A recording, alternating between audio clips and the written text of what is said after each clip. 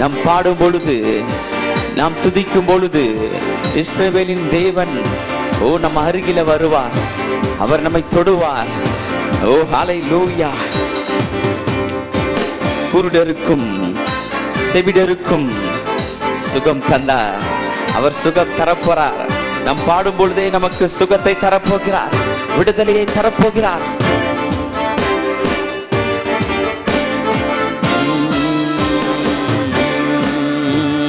குருடருக்கும் செவிடருக்கும் சுகம் தந்தார் அதிசயம். குருடருக்கும் செவிடருக்கும் சுகம் தந்தார் அதிசயம். ஒரு சொல்லாலே மரித்தோரை எழுப்பினார் அதிசயம். ஒரு சொல்லாலே மரித்தோரை எழுப்பினார் அதிசயம். அதிசயங்கள் செய்கின்றவர் உன் அருகில் இருக்கிறார். அற்புதங்கள் செய்கின்றவர் அவர் நமக்குள் வசிக்கிறார். அதிசயங்கள் செய்கின்றவர் உன் அருகில் இருக்கிறார். அற்புதங்கள் செய்கின்றவர் அவர் நமக்குள் வசிக்கிறார்.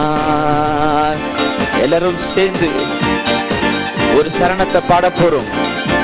பாவியான என்னையுமே அவர் கண்டார், என்னை முன்குறித்தார், என்னை உயர்த்துவார். நம்பிக்கையோடு பாடலாமா?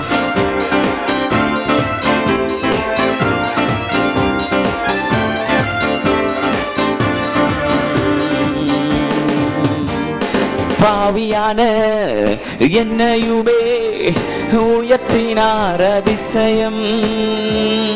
பாவியான என்னையுமே உயர்த்தினார் அதிசயம். இருதயத்தின் மேல கரங்களை வச்சு சொல்லுங்க. பாவியான என்னையுமே உயர்த்தினார் அதிசயம்.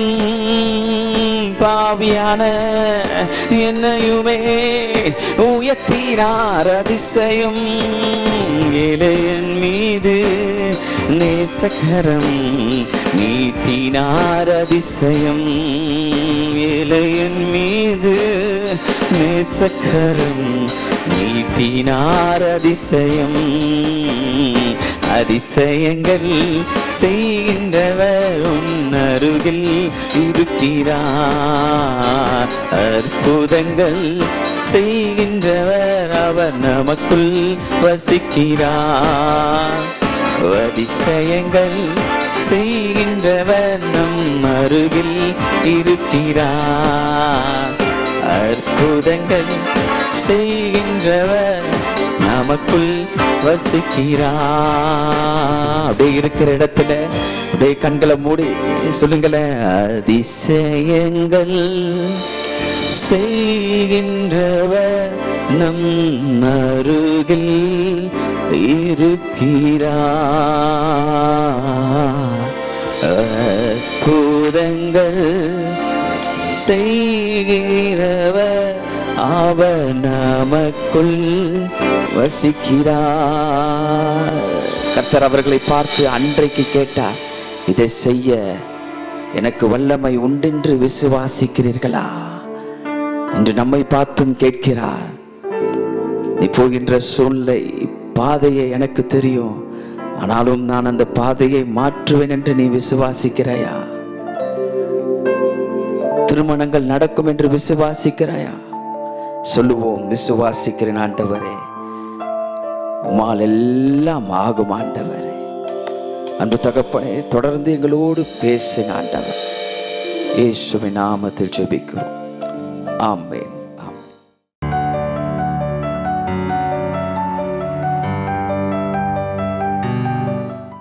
கர்த்தருடைய பரிசுத்த நாமத்துக்கு ஸ்தோத்திரம். கர்த்தராகிய இயேசு கிறிஸ்துவின் நாமத்தினாலே நான் உங்கள் ஒவ்வொருவரையும் வாழ்த்துகிறேன். கர்த்தர் நல்லவர், அவருடைய கிருபை என்றும் உள்ளது.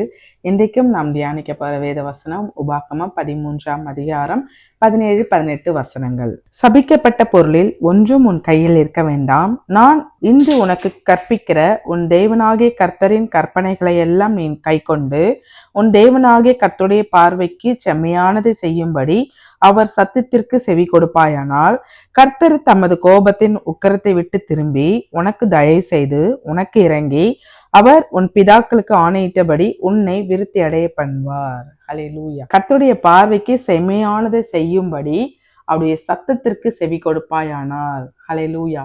பாருங்க, உபாகமத்துல ஆண்டவர் இஸ்ரவேல் ஜனங்களுக்கு சொல்லப்பட்ட ஒரு வார்த்தை. அவருடைய பார்வைக்கு செம்மையானதை நாம் செய்து அவருடைய வார்த்தைக்கு நாம் செவி கொடுத்தோம்னா அவர் நமக்கு என்ன பண்ணுவாரா பாருங்க. கர்த்தர் தமது கோபத்தின் உக்கிரத்தை விட்டு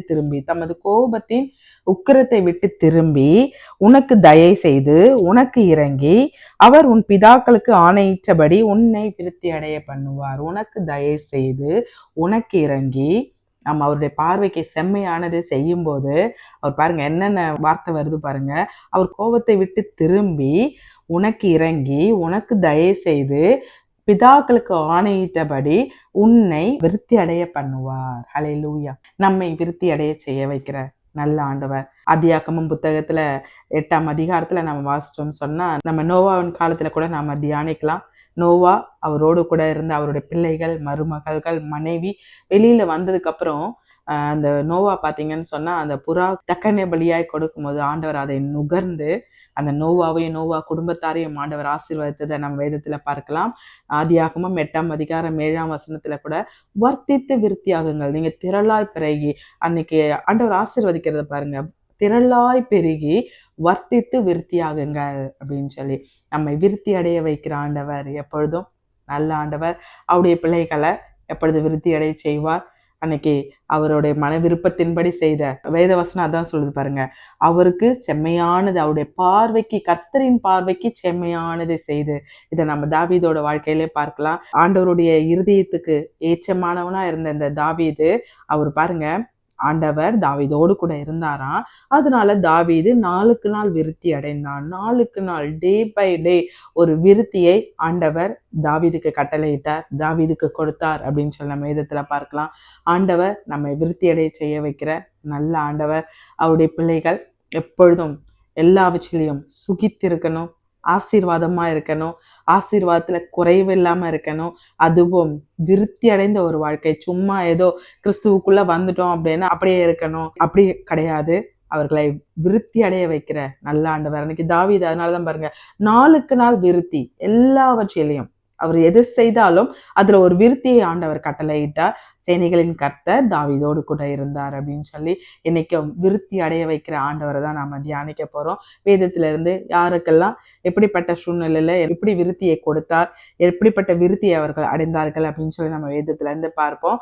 முதலாவது ஒரு மனுஷனை குறித்து நம்ம பார்ப்போம். ஆதியாகமம் 30ஆம் அதிகாரம் 43ஆம் வசனம். இவ்விதமாய் அந்த புருஷன் மிகவும் விருத்தி அடைந்து திரளான ஆடுகளும் வேலைக்காரிகளும் வேலைக்காரரும் ஒட்டகங்களும் கழுதைகளும் உடையவன் ஆனான். ஹல்லேலூயா. இவ்விதமாய் ஒரு புருஷன், இங்க பாத்தீங்கன்னு சொன்னா யாக்கோபை குறித்து வேதம் சொல்லப்படுது. யாக்கோபு இவ்விதமாய் ஆசீர்வதிக்கப்பட்டான். எவ்விதமாய் பாருங்க, திரளான ஆடுகள், வேலைக்காரர்கள், வேலைக்காரிகள், ஒட்டகங்கள், கழுதைகள், இப்படி எல்லாம் திரளா இருந்தது அப்படின்னு சொல்லி வேதம் சொல்லுது. இப்படி ஆண்டவர் யாக்கோபை விருத்தி அடைய செய்தார்களாம். ஹல்லேலூயா.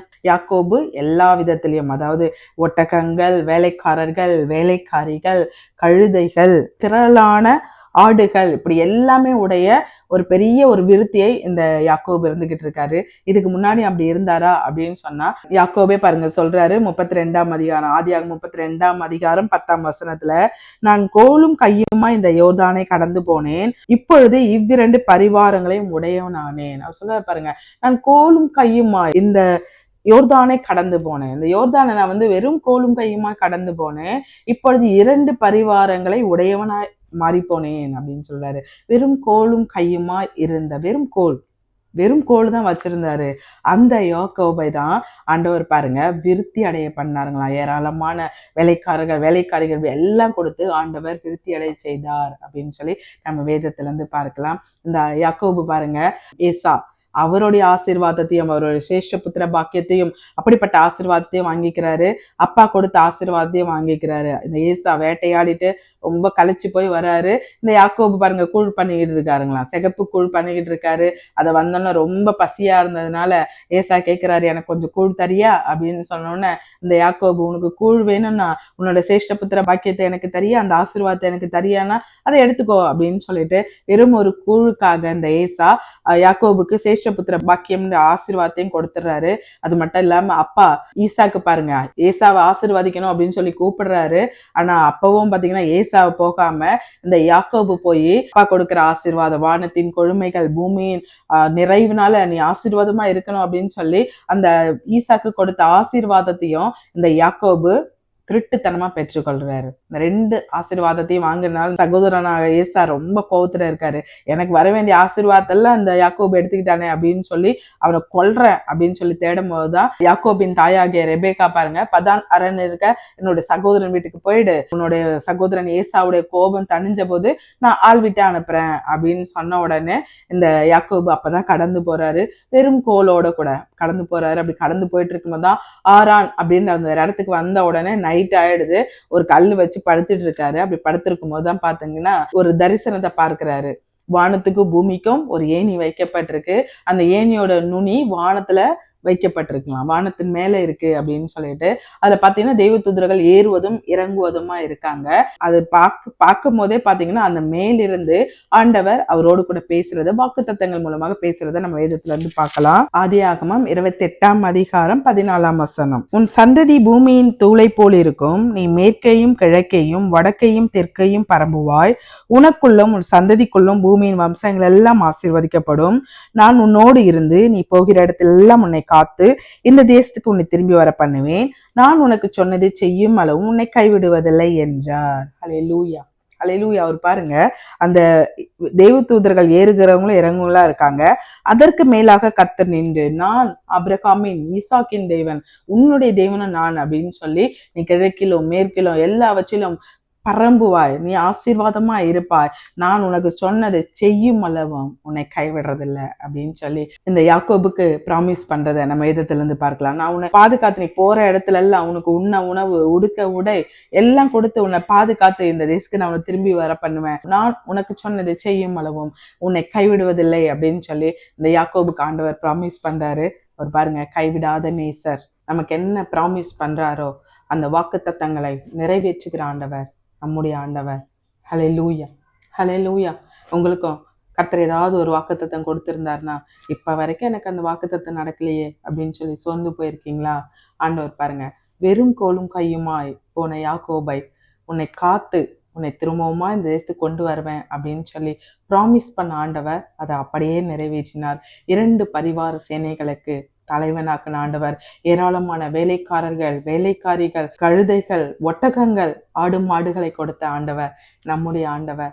தீர்க்க தரிசன வார்த்தைகளா, கர்த்தருடைய வார்த்தையா அப்படின்னு சொல்லி வேத வசனங்களை வைத்து இந்த வாக்குத்தத்தங்கள் எல்லாம் ஆண்டவருக்குள் ஆம் என்றும் அமேன் என்றும் இருக்கு அப்படின்னு சொல்லி வைத்து ஜெபம் பண்ணிக்கிட்டு இருக்கீங்களா? கண்டிப்பாகவே உங்களுக்கு வாக்குத்தத்தம் கொடுத்ததை அதை நிறைவேற்ற வல்லவர். ஹல்லேலூயா, ஹல்லேலூயா. அவர் வாக்குத்தத்தங்களின் தேவன், அவர் கைவிடாத தேவன்.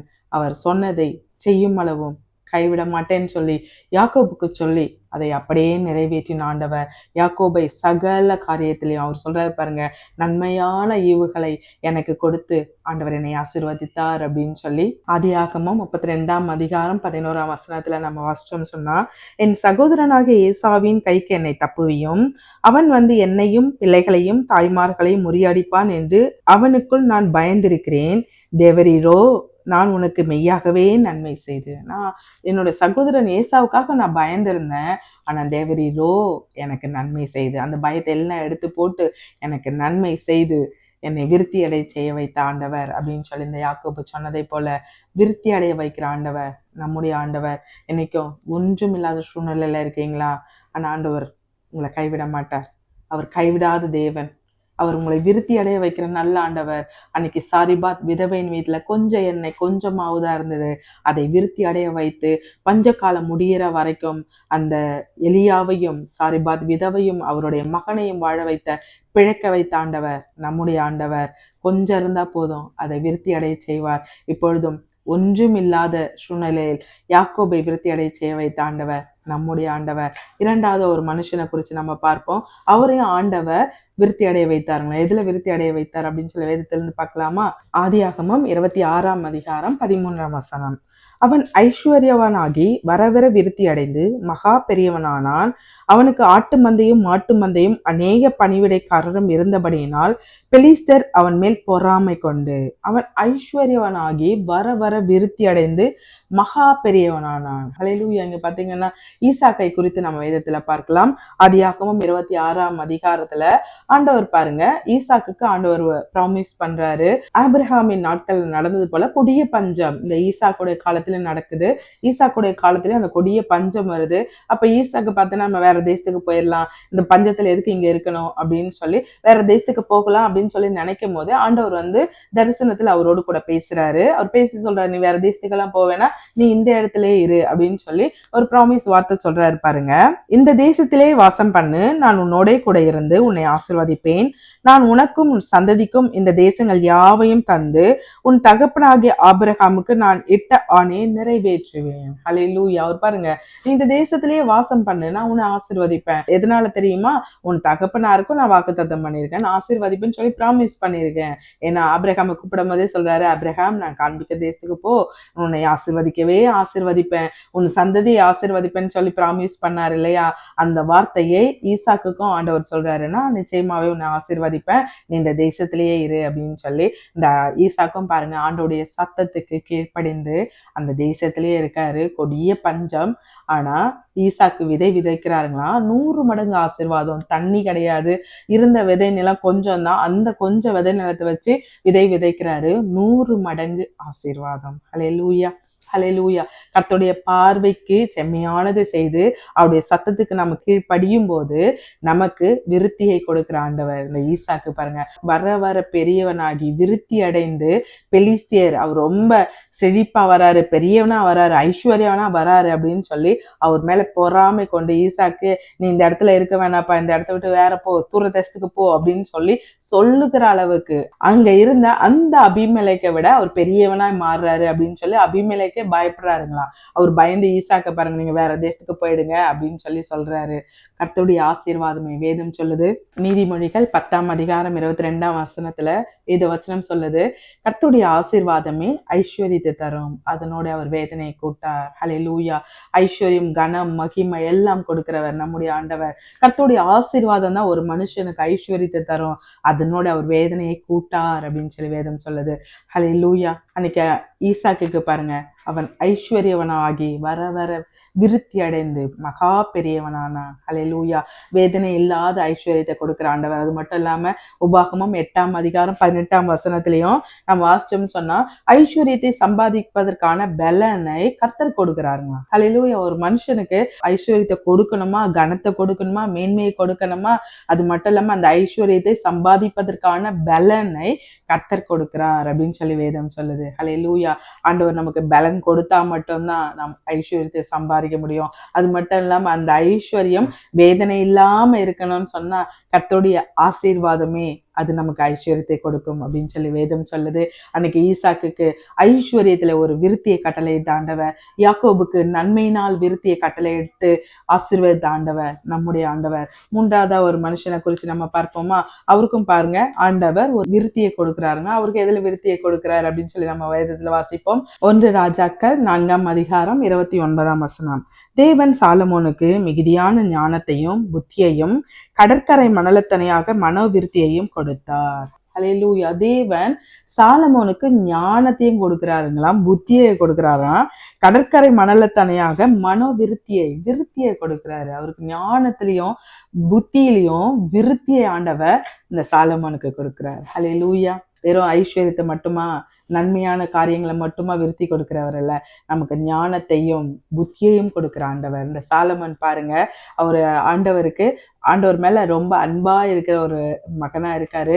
அது மட்டும் இல்லாம தாவீதின் கட்டளைகளை அப்படியே ஃபாலோ பண்ற ஒரு மகனா இருக்காரு. அவர் பாருங்க 1000 சர்வாங்க தகன பலிகளை செலுத்தும் போது ஆண்டவர் வந்து கேட்கிறாரு, நீ விரும்புகிறது என்ன, உன் காரியம் என்ன அப்படின்னு கேட்கும் போது அவர் பாருங்க ரொம்ப அழகா சொல்றாரு, எங்க அப்பா தாவீது இருந்தார் இல்லையா, அவர் மேல நீங்க அன்பு கூர்ந்து அவர் உங்களுக்கு நன்மையான காரியங்கள்ல உங்களுக்கு பிடித்தமான காரியங்களை செய்ததுனால நீங்க பெரிய கிருபை பெரிய தயவை எங்க அப்பா தாவீது மேல வைத்தீங்க.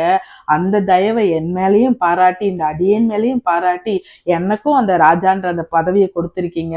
நான் இப்ப ராஜாவா இருக்கேன், நானும் சின்ன பையனா இருக்கேன். இந்த ஏராளமான கூட்டத்தாரை நியாயம் விசாரிக்க எனக்கு ஞானம் வேணும். ஹல்லேலூயா ஹல்லேலூயா. அவர் பாருங்க, நான் ரொம்ப சின்ன பையனா இருக்கேன், ஏராளமான கூட்டத்தை நான் ராஜாவா இருந்து அவர்களை நான் பாதுகாக்கணும், அவங்களுக்கு வேண்டிய காரியங்கள்லாம் நான் செய்யணும், எனக்கு அப்படிப்பட்ட ஞானத்தை எனக்கு கொடுங்க அப்படின்னு சொல்லி ஆண்டவர் பாருங்க அவர் சொல்றாரு, நீ வந்து பகைவனுடைய உயிரை கேட்கல, உனக்கு தீர்க்க ஆயுசை கேட்கல, நீ ஜனங்களை நியாயம் விசாரிக்க, என்னுடைய ஜனங்கள் என்னுடைய இஸ்ரவேல் ஜனங்கள் என்னுடைய ஜனங்களை நீ நியாயம் விசாரிக்க கேட்டதுனால நீ கேட்ட ஞானத்தையும் உனக்கு கொடுப்பேன், நீ கேளாத ஐஸ்வர்யத்தை நான் உனக்கு கொடுப்பேன்னு சொல்லி ஆண்டவர் பாருங்க. அப்பதான் இந்த வார்த்தை வருது, மன விருத்தி. அதிகமா ஞானத்தையும் புத்தியையும் மன விருத்தியையும் அதிகப்படியான ஞானத்தை கொடுக்கிறாரு. அது மட்டும் இல்லாம அவர் ஆண்டவர் சொல்றதை பார்ப்போம், இதுவுமின்றி நீ கேளாத ஐஸ்வர்யத்தையும் மகிமையும் உனக்கு தந்தேன், உன் நாட்களில் இருக்கிற ராஜாக்களில் ஒருவனும் உனக்கு சரியானவன் இருந்ததில்லை. நீ கேட்டது ஞானம் மட்டும்தான், நீ கேளாத ஐஸ்வர்யத்தையும் கொடுப்பேன், உன் நாட்களில் இருக்கிற ராஜாக்களில் உனக்கு நிகரானவன் ஒருவனும் இல்லை அப்படின்னு சொல்றாரு. 14 பாருங்க, உன் தகப்பனாகிய தாவீது நடந்தது போல நீயும் என் கட்டளைகளையும் என் நியாயங்களையும் கை கொண்டு என் வழிகளை நடப்பாயாக உன் நாட்களையும் நீடித்திருக்க பண்ணுவேன் என்றார். ஹல்லேலூயா. நீயும் உனக்கு நிகரானவங்க யாரும் இல்லப்பா, நீ அப்படியே இருப்ப அப்படின்னு சொல்லிட்டு தகப்பனாரே தாவீதை போல நீ நடந்தீனா உனக்கு நான் நீண்ட ஆயுளையும் கொடுப்பேன் அப்படின்னு சொல்றாரு. ஹல்லேலூயா. யாக்கோபு 1:5 ஒருவன் ஞானத்தில் குறை உள்ளவனா இருந்தால் ஒருவரையும் கடிந்து கொள்ளாதவரையும் சம்பூரணமாய் கொடுக்கிறவருமாகிய தேவனிடத்தில் கேட்க கடவன், அப்பொழுது உங்களுக்கு கொடுக்கப்படும் அப்படின்னு சொல்லி, நம் ஞானத்துல குறைவா இருக்கோமா, ஆண்டவரிடத்தை கேட்கும் போது அதை நமக்கு சம்பூரணமாய் கொடுக்கிற ஆண்டவர். ஹல்லேலூயா. பிசினஸ்ல எங்களுக்கு பிசினஸ் நடத்துறதுக்கு நல்ல நாலேஜ் தாங்க டாடி, ஊழியத்தை நடத்த நல்ல நாலேஜ் தாங்க, எங்களுடைய குடும்பத்தை நடத்த எங்களுக்கு நாலேஜ் தாங்க, எங்களுடைய பிள்ளைகளை நடத்த எங்களுக்கு நாலேஜ் தாங்க அப்படின்னு சொல்லி நாம கேட்கும் போது ஒருவரையும் கடிந்து கொள்ளாதவரும் சம்பூரணமாய் கொடுக்கிற ஆண்டவர் நமக்கு நிச்சயமாய் அவர் நமக்கு கொடுப்பாரு.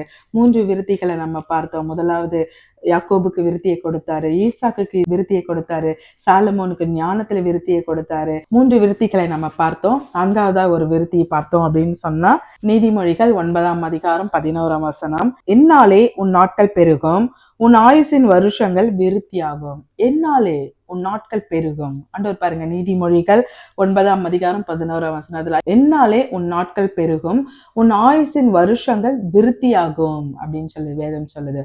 அவராலே, ஆண்டவரால் மட்டும்தான் நமக்கு நாட்கள் பெருகும், ஆயுசின் வருஷங்கள் விருத்தியாகும்.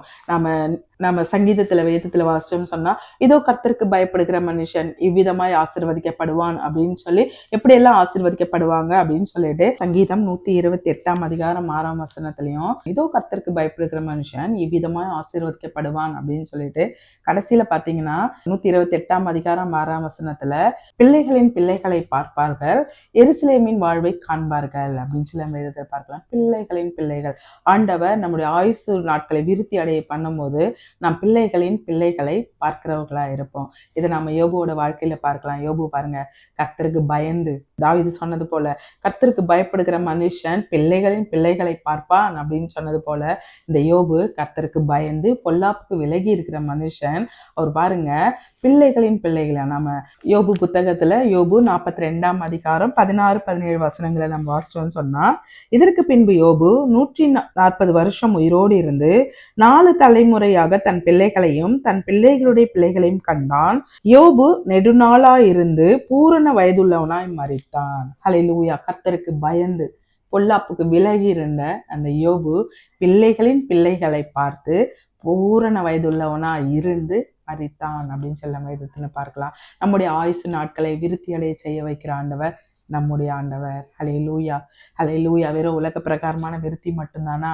பவுல் பாருங்க, கொலோசியருக்கு எழுதின நிருபத்துல கொலோசை பட்டணத்துக்கு அவர் நிருபமா எழுதும் போது அவர் சொல்றாரு பாருங்க, எப்பிப்ராத்தினால நீங்க கர்த்தராகிய இயேசு கிறிஸ்துவ மேல அன்பு வைத்து விசுவாசம் வைத்து இருக்கிறது எனக்கு ரொம்ப சந்தோஷம். அவரால் நீங்க ஆண்டவரை பத்தி அறிஞ்சுக்கிட்டீங்க, பரிசுத்தவான்களை பற்றி தெரிந்துக்கிட்டீங்க, எனக்கு அது ரொம்ப சந்தோஷம். அதுக்காக அது மட்டும் இல்லாம நீங்க இன்னும் தேவனை அறிகிற அறிவிலே விருத்தி அடையணும். அதுக்காக நான் உங்களுக்காக நான் ஜெபம் பண்றேன் அப்படின்னு சொல்றாரு. நாமும் தேவனை அறிகிற அறிவில விருத்தி அடைகிறாளா? வெறும் உலக பிரகாரமான ஆசீர்வாதமான ஆடு மாடு ஏராளமான வேலைக்காரர்கள் இருக்காங்க அப்படின்னு சொல்லிட்டு அந்த ஆசீர்வாதம் மட்டும் இல்லாம, வெறும் ஐஸ்வர்யத்துல ஆசீர்வாதம் இல்லாம, ஞானத்துல ஆசீர்வாதம் இல்லாம, அழகா பவுல் சொல்றாரு பாருங்க, தேவனை அறிகிற அறிவிலே விருத்தி அடைந்து அவருக்கு பிரியமான பாத்திரமாய் நடந்து கொள்ளுங்கள். அதுக்காக நான் உங்களுக்காக ஜெபம் பண்றேன் அப்படின்னு சொல்லி ரொம்ப அழகா கொலோசியருக்கு எழுதின நிருபத்துல அவர் சொல்றாரு.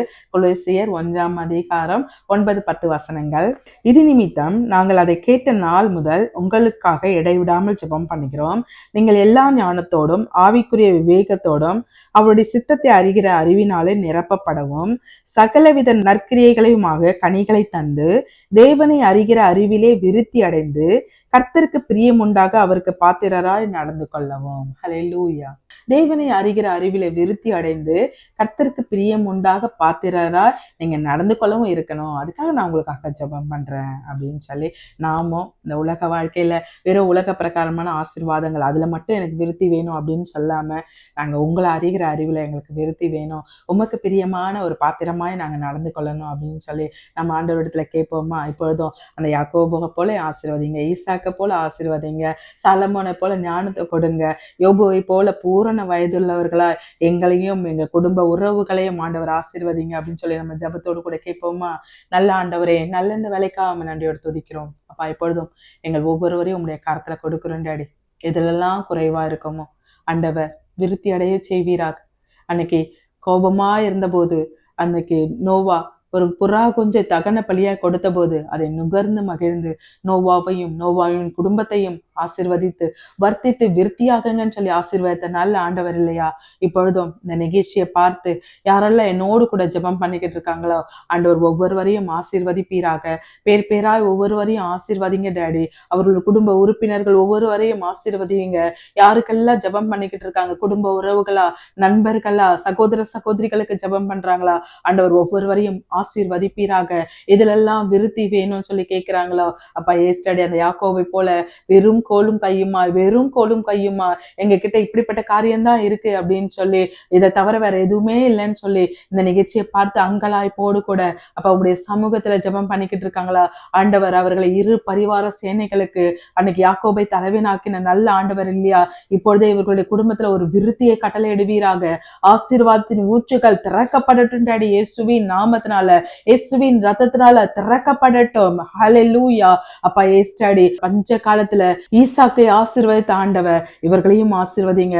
அந்த சாலமோனை போல எங்களுக்கு ஞானத்தை கொடுங்கன்னு சொல்லி கேட்டுக்கிட்டு இருக்காங்களா ஆண்டவர், நீ சம்பூரணமாய் கொடுப்பீராக. இயேசுவின் நாமத்தினால பவுலை போல தேவனை அறிகிற அறிவுல ஒரு விருத்தியை ஆண்டவர் எங்களுக்கு கட்டளை இடுவீராக.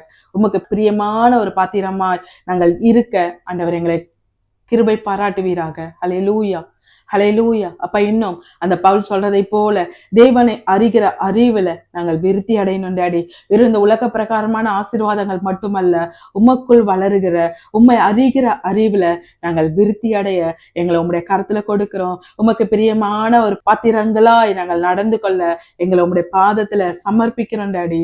ஆண்டவர் எங்களை எடுத்து பயன்படுத்துவீராக. இன்னும் எடுத்து ஆண்டவர் ஏஸ்டாடி உம்முடைய சித்தத்தின்படி இந்த குயவன் கிட்ட எங்களை நாங்கள் சமர்ப்பிக்கிறோம். உம்முடைய சித்தத்தின்படி எங்களை நடத்துவீராக. இயேசுவின் நாமத்தினால ஒவ்வொருவரையும் பேராய் நான் ஆசீர்வதிக்கிறேன். இயேசுவின் நாமத்தினால பிள்ளைகளை நான் ஆசீர்வதிக்கிறேன். பிசினஸ் நான் ஆசீர்வதிக்கிறேன். வீட்டின் வருமானங்களை நான் ஆசீர்வதிக்கிறேன். இயேசுவின் நாமத்தினால வியாதியஸ்தர்கள் இந்த நிகழ்ச்சியை பார்த்துக்கிட்டு இருந்தாங்கன்னா ஆண்டவர் இப்பொழுதே தொடுவீராக. கைகள்ல வலிகள், கால்கள்ல ரணங்கள் அப்படின்னு சொல்லி வியாதியோடு கூட பார்த்துக்கிட்டு இருக்க ஒவ்வொருவரையும் ஆண்டவர் தொடுவீராக. வியாதிகளை ஆண்டவர் சுகப்படுத்துவீராக. இயேசுவின் இயேசுவின் நாமத்தினால உங்களுடைய குணமாக்கும் வல்லமை இப்பொழுது right now I command in the name of Jesus. இயேசுவின் நாமத்தினால கடந்து வரட்டும் daddy. Thank you Jesus. Thank you Holy Spirit. Thank you Lord. Thank you Lord. Thank you Lord. நீர் அப்படியே செய்ய போகிறீர். அதற்காக உமக்கு நன்றி சொல்கிறோம் இயேசுவின் நாமத்தினால. ஆமென் ஆமென் ஆமென். கர்த்தர் உங்கள் ஒவ்வொருவரையும் ஆசீர்வதிப்பாராக. ஆமென்.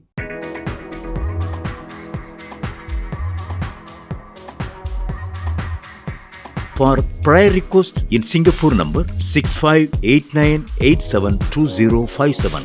For India number 074180718556.